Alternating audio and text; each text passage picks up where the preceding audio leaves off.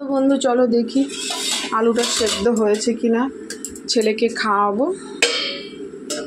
তাহলে এবার সর্ষেটা দিয়ে দেবো। দেখো, হ্যাঁ আলু সেদ্ধ হয়ে গেছে, কারণ সর্ষেটা দিয়ে তো বেশিক্ষণ ফোটানো যাবে না, তো সেই জন্য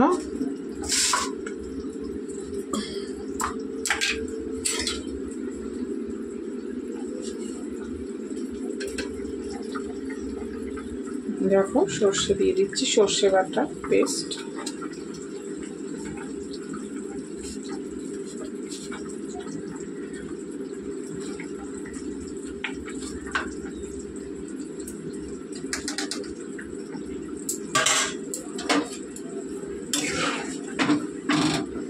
দেখো সর্ষে দেওয়ার আগে একরকম কালার ছিল, আর সর্ষে দেওয়ার পর কিন্তু কালারটা চেঞ্জ হয়ে গেল।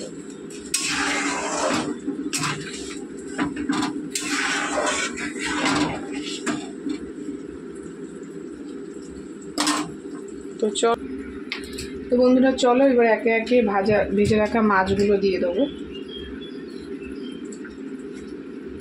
দেখো বন্ধুরা কত সুন্দর একটা কালার এসছে।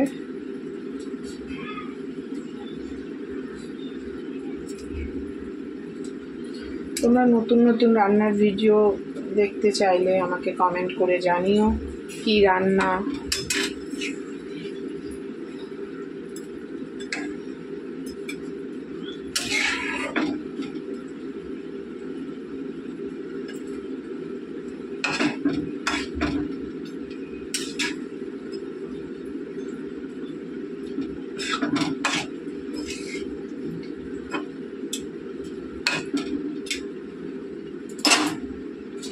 ভেজে রাখা বেগুনগুলোও দিয়ে দেবো।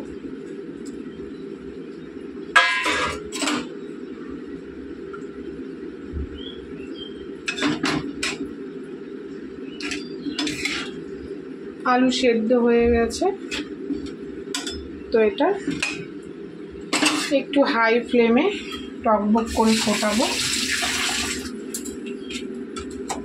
চলো টকবক করে ফুটে নিই, যাতে মাছে ভালো করে ঝোলটা ঢুকে যায়।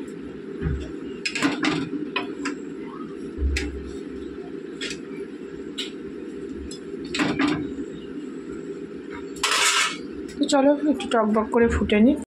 তো বন্ধুরা দেখো আমার কিন্তু তরকারি পুরো কমপ্লিট। তো দেখে নাও কত সুন্দর কালার এসছে। এবার আমি তরকারিটা নামিয়ে নেব। তো চলো আমি তরকারিটা নামিয়ে নিই।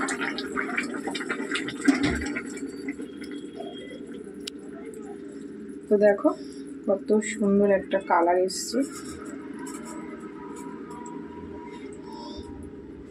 তো চলো আমি তরকারিটা নামিয়ে নেব। তো বন্ধুরা আমার রান্না কমপ্লিট হয়ে গেছে। এখন দেখো গ্যাস টাসের কী অবস্থা, এই দেখো তরকারি বেড়ে ফেলেছি। আর এই যে বাসন টাসন, তো ছেলে স্কুল থেকে এসছে, ছেলেকে খাইয়ে নিয়ে আমি এই কাজগুলো করে নেবো। আজকে ঘর ঠর মোছা হয়ে গেছে, শুধু গ্যাস মোছা আর বাসন মাজা। তো চলো আমি বাকি কাজগুলো করে নিই, আবার দেখা হচ্ছে পরে। তো বন্ধুরা এখন বাজে ওই 11:40 মতন। আমার স্নান টান সব কমপ্লিট, গোপালকেও দিয়ে দিয়েছি। চলো তোমাদেরকে দেখাই।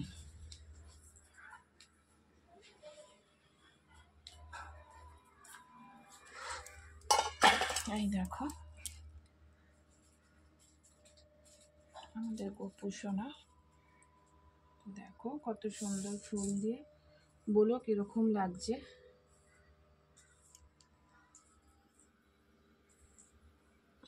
অনেকটা ফুল পাওয়া গেছে।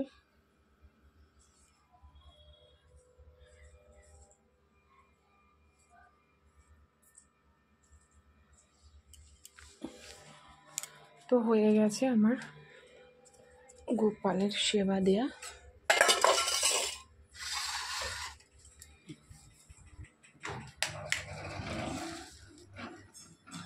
তো চলো স্নানের আগে যে কাজগুলো বাকি ছিল দেখে নিই। আমার কিন্তু কমপ্লিট পুরো। আর এদিকে রান্না তো শুধু তোমার করেছি এই মাছের ঝাল, দেখো, আর দেখো ভাত আর মাছের ঝাল আর একটু তরকারি আছে, সেটা কালকের একটু দেখো মাছের ঝালটা কত সুন্দর লাগছে, পুরো দেখতে হয়েছে কালারটা, পুরো কালারটা দেখতে হয়েছে ইলিশ মাছের ঝালের মতন কালারটা। তো চলো আজকের ডেলি ব্লগটা তোমাদের সাথে এইভাবেই শেয়ার করলাম। কেমন লাগলো জানিও, লাইক কমেন্ট শেয়ার করো, নতুন বন্ধুরা সাবস্ক্রাইব করে দিও। ডেলি ব্লগটা তোমরা একসাথেই পেয়ে যাবে। তো চলো সুস্থ থেকো, ভালো থেকো এই কামনা করে ভিডিওটা আমি এখানেই শেষ করছি।